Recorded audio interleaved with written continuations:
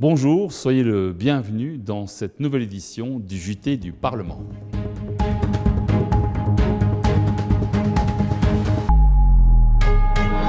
Le radicalisme et l'autocensure sont au centre des auditions que mène la Commission de l'éducation. Il s'agit d'un travail au long cours qu'on vous explique.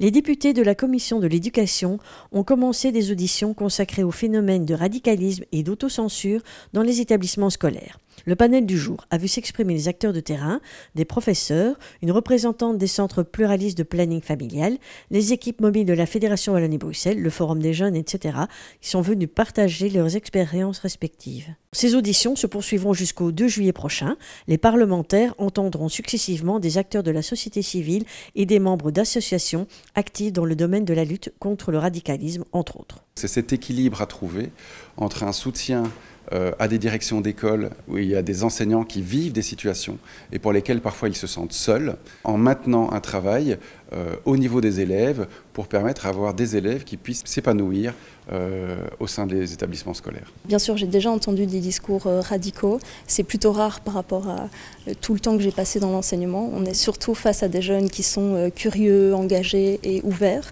Et puis de temps en temps, on doit faire face à des jeunes qui ont une pensée un peu plus extrême. Ouais. Les liseuses, vous les utilisez de plus en plus dans les transports en commun, en voyage, à la maison. Un décret facilite désormais leur utilisation en faveur des personnes en situation de handicap. Reportage. En séance plénière, ce mercredi 23 avril, les députés ont discuté et voté le projet de décret relatif aux exigences en matière d'accessibilité des livres numériques. Il vise à les rendre plus accessibles aux personnes en situation de handicap. Ainsi, les éditeurs de livres numériques se voient imposer un certain nombre d'exigences comme la prise en main, la navigation ou la lecture de ces appareils que les amateurs de romans, essais ou même de bandes dessinées utilisent de plus en plus. Ce décret concernera tous les livres édités à partir du 28 juin 2025. Le texte a été voté à l'unanimité en commission de la culture. Il en a été de même en séance plénière.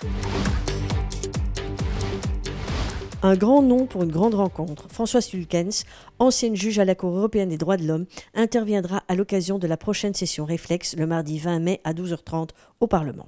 Elle proposera une réflexion en profondeur sur les liens entre démocratie, état de droit et justice. L'entrée est gratuite mais l'inscription est obligatoire.